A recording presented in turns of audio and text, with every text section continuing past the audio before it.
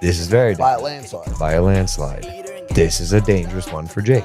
He needs to do it, though. This is a dangerous fight for Jake. The kid has got balls the size of Manhattan. Davis!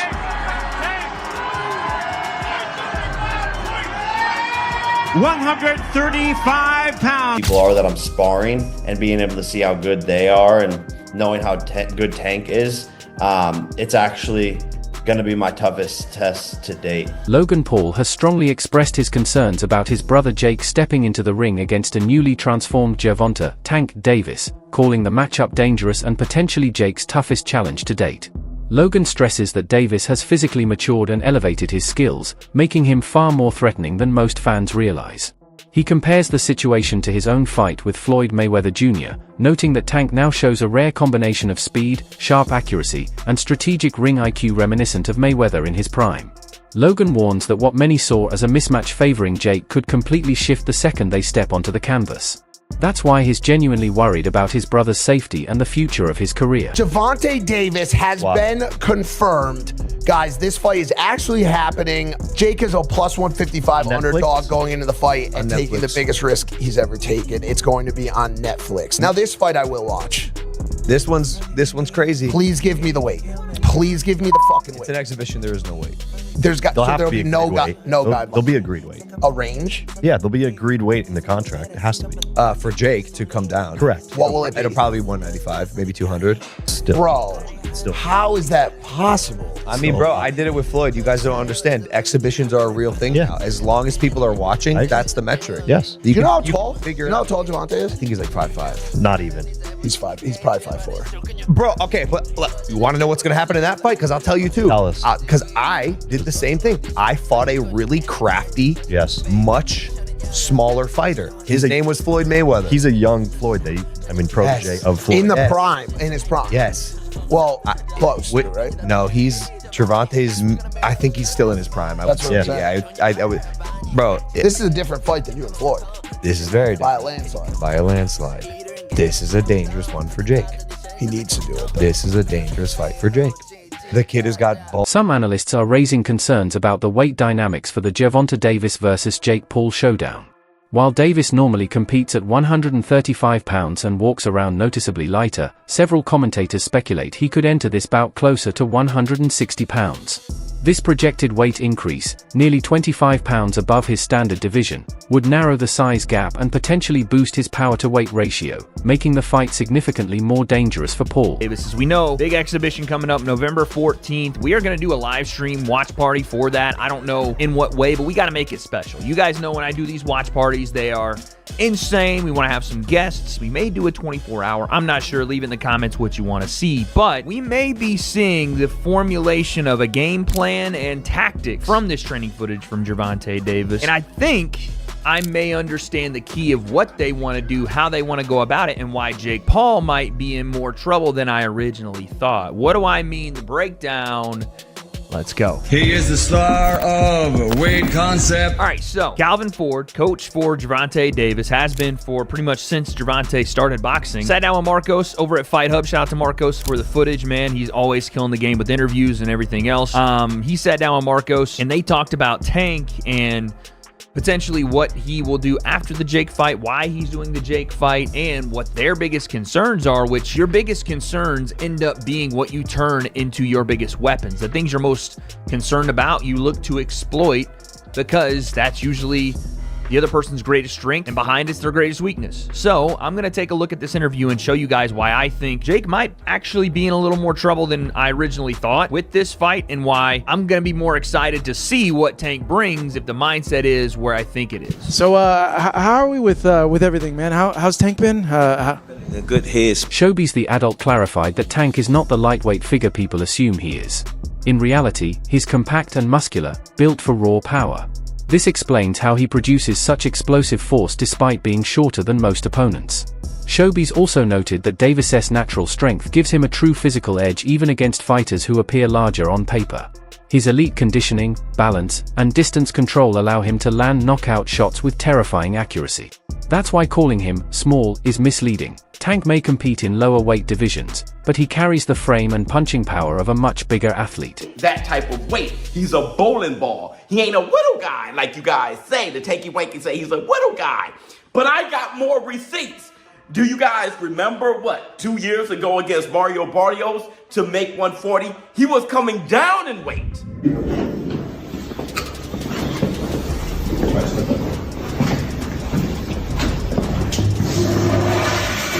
144.1. Weighing in at 144 plus. Huh? I even got more receipts for you guys. Remember against Ryan Garcia, right? You saw him stacking on snacky cakes and all kind of Skittles and shit, you know, for the all access with him versus Ryan Garcia. I think this was like episode 2 or something. It was hilarious.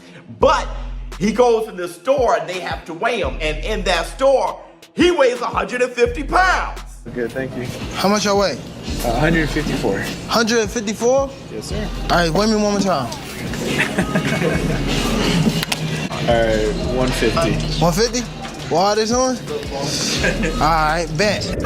And then the most famous audio leak that the War Room made famous, that we sent out and it went viral, when Team Tank said that Gervonta Tank Davis walks around at 160 pounds. You ain't gonna never want to fight at 135 again. You will, but I'm saying that's so just walk around with him. No, walk around like just, well, he get up big. British boxer Dave Allen offered a more balanced perspective on the matchup. He admits he never liked Jake Paul's fights with Mike Tyson or Julio Cesar Chavez Jr., since they seemed like publicity stunts. However, he believes the Gervonta Davis fight could be different. Allen says that as long as no one gets seriously injured, it's acceptable because the event is meant to entertain fans. He recognizes that while Jake may not be an elite-level boxer, his fight sparked discussion that ultimately benefits the sport. People are curious to see how far Jake can push himself, and how Tank deals with someone so much bigger. Thing with Jake Paul, I think he's a good area title level fighter, and that's a good level, like, and you can be proud of it. Do you know what I mean? Like, it's good, but the Mike Tyson fight I didn't like. The Chavez fight was just farcical because he's 10-11 years past his best, up 6 weight divisions, but less of a problem because Chavez wasn't in his 50s. Fighting the MMA guys, again, he's fighting people that don't do the same, that they're not even in the same sport, but while they're a bit older, they're still not in the 50s, so all that stuff, I won't really watch any of it, I think I've watched one fight against Tommy Fury, the only professional boxer in and around his prime years, and he got beat. But I think his area title level, I think he works really hard, I think he trains hard, and I don't think he's a bad fighter at all. I don't think he's a good fighter, but he's not a bad fighter. For his experience, he's not bad at all. But Gervonta Davis is a lightweight, so by all means, if they make a few quid and nobody gets hurt, then great. But I certainly wouldn't be paying a penny to watch it. I think it's just... Claressa Shields has voiced strong concerns about Gervonta Davis's next move now that his high-profile matchup with Jake Paul is approaching. She questions his decision to hint at retirement this early, arguing that if he truly sees himself as one of the sport's elite, he should be pursuing marquee opponents like Shakur Stevenson and Teofimo Lopez. Shields and other boxing analysts believe that by bypassing those challenges, Davis risks appearing as though he's avoiding legitimate contenders in favor of lucrative crossover spectacles. However, some observers note that Davis has been dealing with serious mental and emotional pressures in recent years, burdens that may be shaping his decisions far more than the public understands. For something like that, but I don't know, what's your just take on the whole thing? I'm not very interested. That doesn't excite me. I know it's going to do really good numbers. I know they're making a lot of money, which is good for them, good for Tank, because in boxing that's what everybody looks for. I think is, you know, the good thing is they announced it as an exhibition, which is, I'm okay with it. You know, everybody does it. Mayweather has done it. Ali did it. You know, the only thing my personal opinion is Tank, you know, they all did it when they had already accomplished so much. They already did so much. Mayweather did everything in boxing and accomplished everything. Muhammad Ali did the same, and many others that have done it. I think Tank never gave us the fights that we really wanted. Never really gave us those challenges. He never really challenged himself. He didn't give Rogues that rematch, which he should have. You know, Mayweather did it when he had a hard time with Maidana and Castillo. Right away, he did the rematches to prove everybody wrong, and look at what he did. He beat him clearly. So Tank should have done the same. He didn't. That I could criticize, but then at the end also, if you're making 30 to 50 million, I don't even know what he's making to fight, to have an exhibition against just Jake Paul, I would have asked him. I would do the same. No one would say no to that. If I had one of my fighters get an offer to fight a big celebrity, a big YouTuber for $20, $30 million, I would probably do the same. So I don't blame him. You know, it's boxing. At the end of his career, 20 years from now, nobody's gonna care how many belts he won. Robert Garcia offers a nuanced veteran's perspective on the Davis clash with Jake Paul, suggesting that while there's no outright fault in Davis taking the bout, the timing raises questions. According to Garcia, fighters who've built legendary status typically pursued monumental career-defining fights once their legacy was already well established. In Davis's case, Garcia argues the big meaningful matchups that cement greatness, fights against leading champions like Shakur Stevenson or Devin Haney, are still outstanding. From his vantage point, the Paul bout resembles a flashy detour rather than a step toward boxing immortality. By choosing spectacle before substance, Davis risks diluting his standing among purists. And Garcia fears this could look like skipping a chapter rather than building one. And Charleston White gave his review and what he thought about the Gervonta Davis and Jake Paul fight. And what he said was, look, man, do not pick against Jake Paul because he didn't believe that any of the fights that Jake Paul have had to date really have been a real thing. And that the boxing world is looking for that great WHITE hype. And Jake Paul is going to be that guy, even though he really can't do it in a real boxing match. So he was basically reflecting and saying that he, you know, the saying where they say, believe a half of what you hear, half of what you see, and none of what you hear. He adjusted it to say, don't believe anything you hear and anything you say, anything that you hear and anything that you see. And honestly, man, when it comes to internet boxing, YouTube boxing, and what people say is going on in the media, without a doubt, I think Charleston White is 100% right about that. Don't believe anything you hear. Don't believe anything you see. Wait to see how things play out, and ultimately everything will come out in the wash. Well, going into this fight with Gervonta Davis, I had my concerns about the fight because of the same type of reasoning that Charleston White used, except for mine is slightly different. I don't think that either one of these guys are going to try to do too much damage to each other.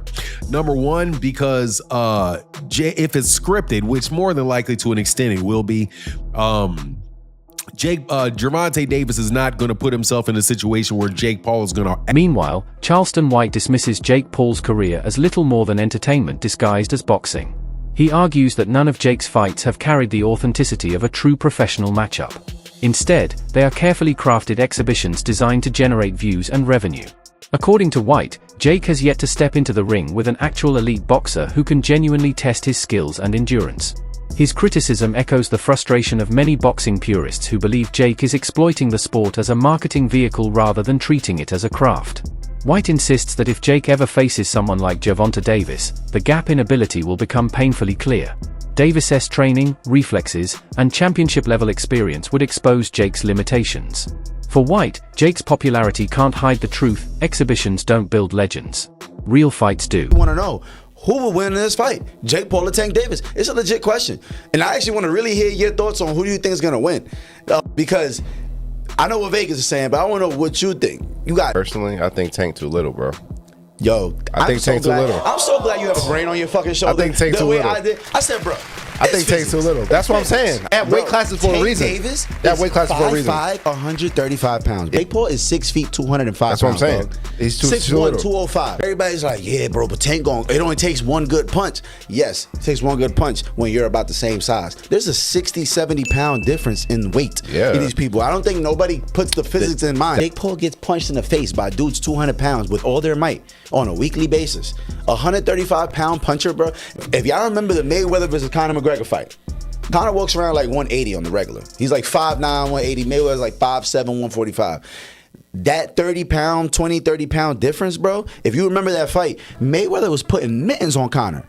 Guess what happened to Conor? He didn't hit the ground once. No. He lasted all 12 rounds getting hit with flurries. I'm talking about Mayweather was having his time. He's being cocky with it, hitting him with all kind of combos. And we're watching the last 3 rounds of that shit like, yo, knock him out. And you know what? He could not knock him out because Conor gets punched by people that are 170, 180 pounds on a regular. And just that 20, 30 pound difference, it was like impossible for him to do anything. And that's exactly what I feel like. However, not everyone believes Tank can defeat Jake Paul. Some analysts urge fans to stay realistic and remember that weight classes exist for a reason. They argue that Tank's power and explosiveness are unmatched at lightweight and super featherweight, but facing a naturally much heavier opponent like Jake changes the equation entirely. Boxing is a sport where physics matters. A 135 pounds fighter moving up against someone who walks around above 190 pounds faces major disadvantages in reach, strength, and durability. These analysts suggest that Tank's punches may not deliver the same impact against a fighter Jake's size. Even if Tank lands clean shots, Jake's bigger frame could absorb them in a very different way. Boxing, this is bad for boxing. Mate, calm down, calm down. Honestly, I'm not a big fan of him, but he's bringing a lot of eyes to boxing. A lot of eyes to boxing. He's doing great for boxing. I don't care what everyone thinks. The weight difference is mad though. Lightweight to, God knows, cruiserweight or whatever the hell he is. Oi, Gervonta might get thumped up, you know. Hey, if he gets bashed up, I can never go on TikTok live again. The TikTok warriors are going to give me a hard time. They're going to say Jake Paul's undisputed. Despite the skepticism, many fans find Jake Paul's presence in boxing genuinely entertaining. The fight has sparked both criticism and excitement because it injects curiosity into the sport. Some purists dismiss it as a simple money grab, but others view it as a fresh spark of energy for boxing. Jake Paul has a unique ability to provoke reactions, whether people love him or hate him. Whenever his name is attached to a matchup, attention inevitably follows. Viewers tune in not only to see him win, but also to watch if he might finally get beaten. That unpredictability makes the sport feel alive again. Even traditional fans admit that Jake's involvement adds drama that boxing has been missing for years. The sport thrives on rivalries and big personalities, and Jake delivers that spark, even if his boxing skills are still evolving. I like, when it's all said and done, and when you guys go off, they go into the next man. Yeah. So if y'all can make a big payday, go get that payday. The sport of boxing don't love you. And that's the problem with this sport. It's like, what Jake Paul did, man, it's crazy, but people getting paid off of it. Yeah. So if he can call any one of y'all out and y'all can get that payday, I say go get it, baby. I'm not mad at it. For me, and I'm not mad at this move at all for Tank Davis, but I think when it comes to boxing fans, there's an essence that comes with this sport, and it's an essence that has... At the same time, Gervonta Davis's journey is rooted in survival, not just sporting achievement. Growing up in West Baltimore amid neglect, foster care, and an absent family life, Davis found boxing early as his escape from chaos. He still remembers the nights spent sleeping outside the gym, the street fights, and the constant threat of violence around him. Even with financial success and world titles, he remains fueled by the fear of ever returning to what he fought so hard to leave behind. That mindset drives everything he does inside and outside the ring. For Davis, every punch is a statement. His past will not define him. This clash with Jake Paul doesn't just represent spectacle versus legitimacy, it highlights a pivotal juncture in Davis's career. With his legacy still incomplete and veterans like Robert Garcia warning that this matchup sends the wrong message, a larger question hangs in the air. Will this fight elevate Davis or gradually diminish his standing among purists?